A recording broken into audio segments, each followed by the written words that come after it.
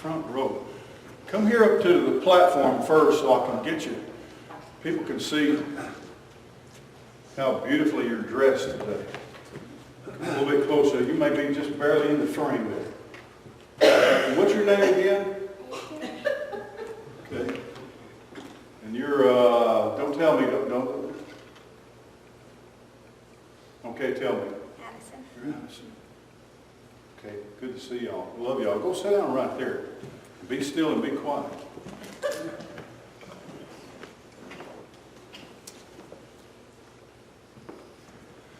Johnny shared with me too that their grandson is going to have the surgery that they've been waiting for him to kind of grow into. You said, is it the 9th of February? 8th. 8th of February. Pray for him. It'll be one of those, I had surgery when I was just a very little bitty boy, right here right underneath my eye, and I remember that. I must have only been about 3 or 4 years old. Still have a scar there. Doing card tricks from this distance or card illustrations is difficult, and I'm counting on you being able to see well, and I can't see as well as I used to or hear. But I want to show you something to see if you can pick up on this. Over in Hebrews chapter 5, the book of Hebrews in the Bible, chapter 5, verse 14, it says there that a mark of being grown up or being mature is discernment. That may not be a word that you have ever used or know, discernment. Being able to discern is, he says there in Hebrews 5:14, to be able to discern good from evil. And discernment is being able to tell the difference. I think one of the greatest problems in the world today is that people seem or act like they don't know the difference between good and bad. They call bad things good and they call good things bad. We need discernment. And I think that the reason is that people today are not grown up. I meet people all the time who have been alive for many years, but they don't seem to be very grown up. They don't seem to be adults. They don't seem to be mature. They seem to be childish. Now, you're children, so you can be childish.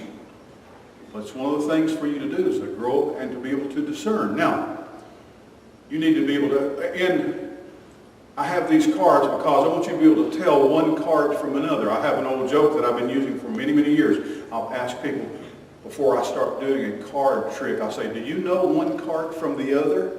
And they'll say, yes. And then I say, okay, what's the other? George Carlin was postulating one time that if you had a whole table full of odds and ends, just some odds and ends all over a table, and all of them fell off the table except one, what would be left? An odd or an end?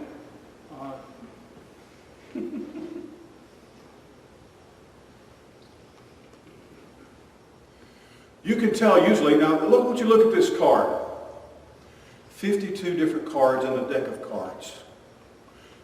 Now you might not be able to tell if that is a king or a queen or a jack, but that is a king of spades. Can you tell what color it is?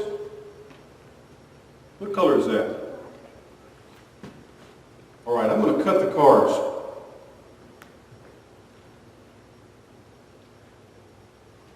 To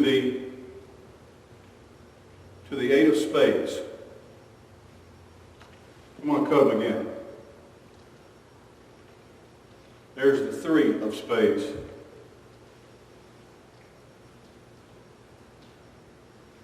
I'm going to cut them again. There's the 9 of clubs.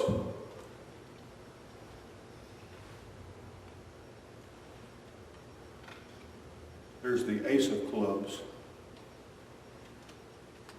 Are you seeing a pattern here? There's the 5 of clubs. There's the 6 of spades. What's funny about this deck of cards? They're all black. Seem to all be black, don't they? Now watch this.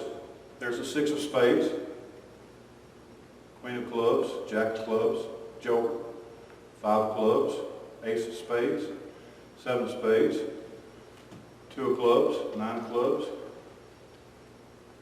King of spades, Ace of clubs. There's another Joker, 3 of spades. Let me flip through them again.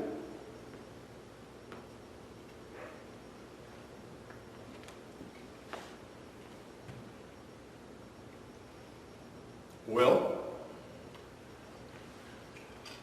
that's suspicious. Sometimes we talk about things being either black or white. We're talking about very clear. You can see this is one thing and that's another. Good is good and bad is bad. Things are not always easy to determine. Because let me show you something. There's the 6 of spades. What color is that? All right, I'm going to cut the cards again.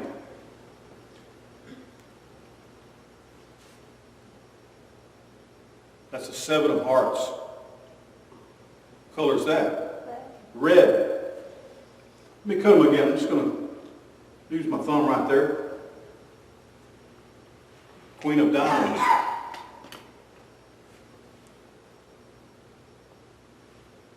Six of diamonds.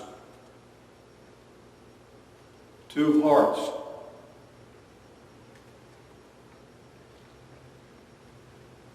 Jack of diamonds. Watch this.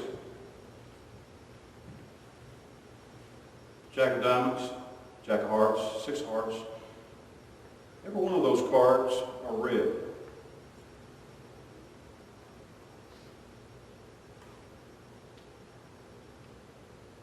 Eight of hearts. We do that again. All the cards that you can see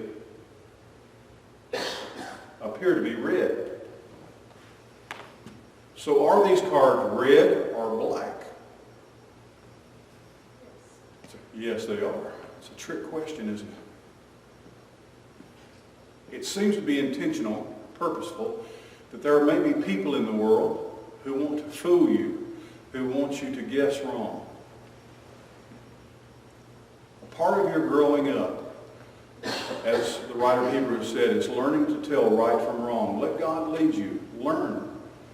Let your heart speak to you. Let God speak to your heart. Let me show you something right here.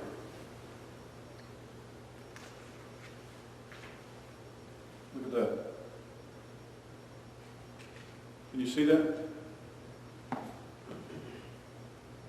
There's red and black. There are many people in the world who says, well, they want to be so positive that they say that all people are good. All people are bad, some people might say. But you know, there's good and bad in all people. And there's not anything wrong with determining that something is bad. Someone might be a bad person. Sometimes you and I might be a good person or a bad person, according to what we do. Half of these cards are black, and half of them are red. This is what the writer of Hebrews is talking about. Watch this.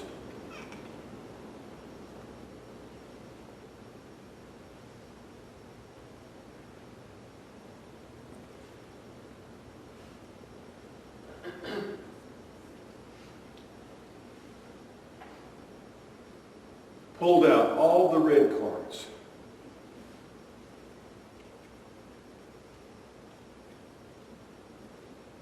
And all of the black cards. That's what discernment means. Being able to pull them out, tell the difference. Good things and bad things. Things that are from God and things that are not from God. That's the way I think about it. It's a part of growing up. It's part of being a grown-up. Discernment, the Bible says. Being able to discern. Over in the Old Testament, God was talking about all the people of the city of Nineveh. And he says a lot of those people that live in that city cannot discern their left hand from their right hand. That was his way of saying lots of little children and babies live there. They don't know their left hand from their right hand. remember when I was reading the comic book Dennis the Menace many years ago. Dennis happened to get into a sailboat, and when he wasn't supposed to, he was out in the lake, and his parents saw him, and they were trying to tell him how to move the sail so they could come back to safety. And they realized, they said, turn left, turn right. Dennis the Menace was too young. So his mother started saying, which hand do you hold your peanut butter sandwich in? Which hand do you hold your milk in? And so they guided him to the shore by helping him. He always held his sandwich in this hand and his milk in this hand, and he knew how to steer the boat. It's important to be able to be safe on the water of life and to learn how to steer. We've got to learn our left hand from our right hand. Up from down, good from bad. The world is filled with both, and we need to be able to know the difference. Okay? All right, thank you very much. Brother Danny, come and continue to lead us as we sing.